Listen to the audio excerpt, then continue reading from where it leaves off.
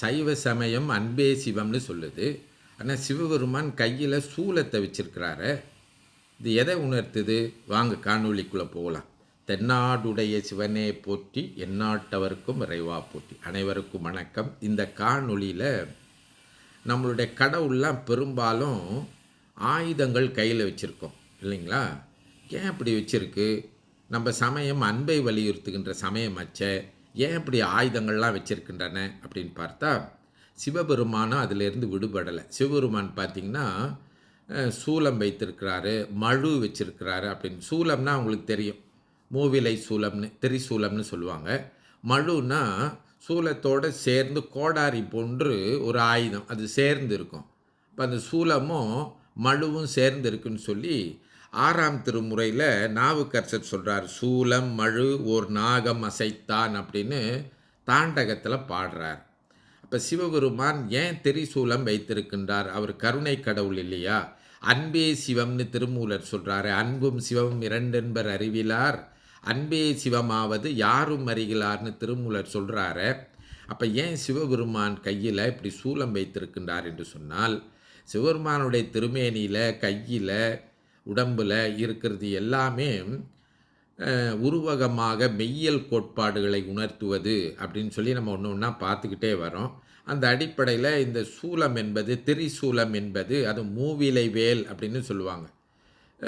ஏன் அப்படின்னு பார்த்தீங்கன்னா, அது ஒரு அரிய சமய உண்மையை உணர்த்தி நிற்கின்றது. அதாவது இந்த உயிர்களை, உயிர் அறிவை மறைத்து இருக்கின்ற மலங்கள் என்று சொல்லக்கூடிய, அழுக்குகள் என்று சொல்லக்கூடியவற்றை ஆணவம், கண்மம், மாயை என்று சொல்கின்றார்கள். இதை மும்மலம் என்று சொல்கின்றார்கள். இந்த உயிரினுடைய அறிவை மறைத்து கொண்டிருக்கின்ற இந்த ஆணவம்னா என்ன அப்படின்னு சொன்னால், அதுதான் யான் எனது என்கின்ற செருக்கினை நமக்கு ஏற்படுத்துதான். எல்லாவற்றிலையும் நான் தான், எல்லாவற்றிலும் என்னுடையது தான் அப்படின்னு சொல்லி இதை செருக்குன்னு சொல்லுவாங்க. இது உயிர் அறிவை மறைத்திருப்பதனால உயிர் பல துன்பங்களுக்கு உள்ளாகி அதனுடைய உண்மையான நிலையை புரிந்து கொண்டு அறிவு தெளிவடைந்து இன்ப நிலையை அடைய முடியாமல் இருக்கின்றது அப்படின்னு இந்த ஆணவத்தை சொல்லுவாங்க. இதை சுருக்கமாக நம்ம பார்க்குறோம். அடுத்து பார்த்திங்கன்னா கண்மம் என்று சொல்லுவார்கள். நம்ம மனமொழி மெய் அப்படின்னு சொல்கிறது அப்படின்னா, நம்முடைய எண்ணம், நம்முடைய வாக்கு, பேச்சு, அடுத்து நம்முடைய உடம்பினால் செய்யக்கூடிய செயல்பாடுகளை கண்மம் அல்லது கருமம்னு கூட நம்ம சொல்கிறோம் வடமொழியில். அந்த கண்மத்தை தான், கருமத்தை தான் கண்மம் அப்படின்னு சொல்கிறாங்க. இதை நம்ம வினை அப்படின்னு சொல்கிறோம். இப்போ உயிருக்கு செயல் செய்ய வேண்டும் என்கின்ற விருப்பம் இருப்பதனால தான் அது நல்வினை தீவினை என்று செய்து அது இன்னும் அடுத்த பிறவிக்கு தன்னை ஆளாக்கி கொள்கின்றது. அதனால் இந்த உயிரினுடைய வினை கெட வேண்டும்.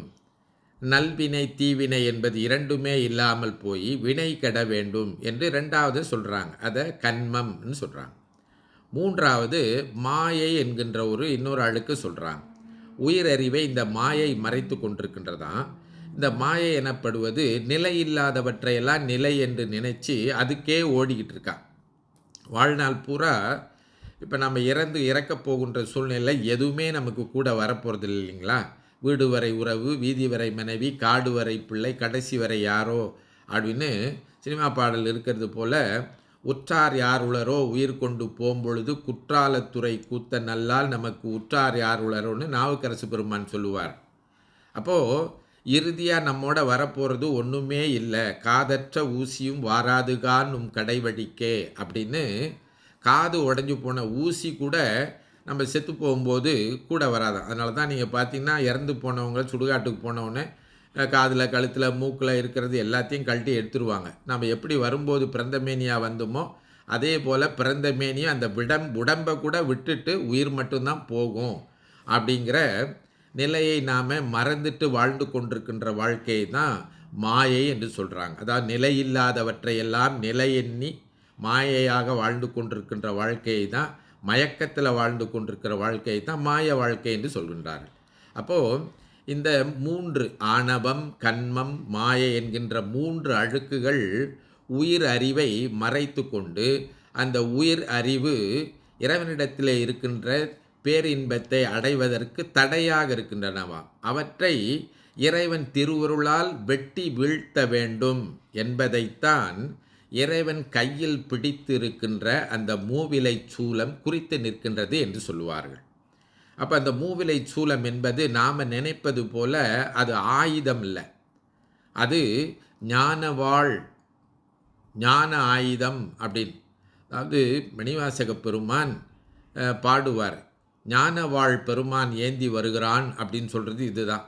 அவனுடைய அறிவு என்கின்ற வாளை கொண்டு, சிவ அறிவு என்கின்ற வாளை கொண்டு நம்முடைய அறிவை மறைத்து கொண்டிருக்கின்ற இந்த ஆணவம் கண்மம் மாயை என்கின்ற 3 மலங்களை வெட்டி வீழ்த்துகின்றான் என்கின்ற அரிய செய்தியினை நமக்கு உணர்த்துவதற்காகத்தான் பெருமான் கையிலே அந்த மூவிலை சூலத்தை வைத்திருக்கின்றானா.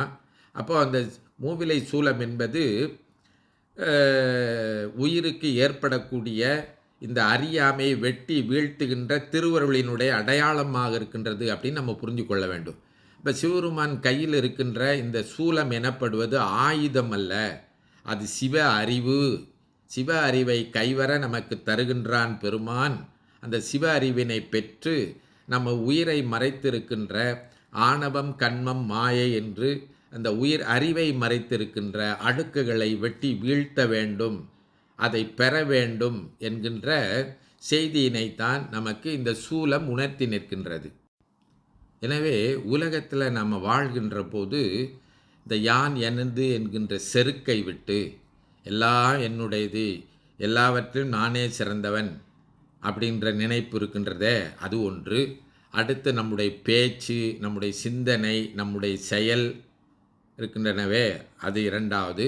3வது நிலையில்லாதவற்றிற்காகவே ஓடிக்கொண்டிருக்கின்ற இந்த மயக்கம். இதை 3ஐயும் நாம் வாழ்கின்ற காலத்திலே சரிப்படுத்தி கொள்ள வேண்டும், திருத்தி கொள்ள வேண்டும் என்கின்றதை கருத்தில் கொள்ள வேண்டும் என்கின்ற அரிய செய்தினை நாம் உணர்ந்து அதை பெறுவதற்கு, அதை திருத்தி கொள்வதற்கு, இந்த 3ஐயும் விலக்கி கொள்வதற்கு பெருமானுடைய திருவருள் நமக்கு வேண்டும் என்பதையும் கருத்தில் கொண்டு, பெருமானுடைய திருவுருளை பெறுவதற்கு நம்முடைய அருளாளர்கள் என்ன சொல்லி இருக்கின்றார்கள், வழிபாட்டை சொல்லி இருக்கின்றார்கள்.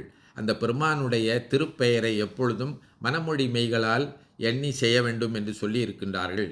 எந்த நல்லதை செய்தாலும் அதை இறைவனுடைய திருப்பெயரால் செய்தால் இந்த கண்ம வினை நம்ம பாதிக்காது என்பதையும் கருத்தில் கொண்டு நாம் இந்த சூலத்தை பார்க்கின்ற போதெல்லாம் அதை எண்ணி வாழ்ந்தோம் என்று சொன்னால் எல்லாம் வல்ல கூத்தப்பெருமானுடைய திருவருள் நமக்கு கிடைக்கும், நலம் பெறுவோம் என்று சொல்லி இந்த அளவிலே நிறைவு செய்கின்றேன். தென்னாருடைய சிவனையை போற்றி, எந்நாட்டவர்க்கும் இறைவா போற்றி. திருச்சிற்றம்பலம்.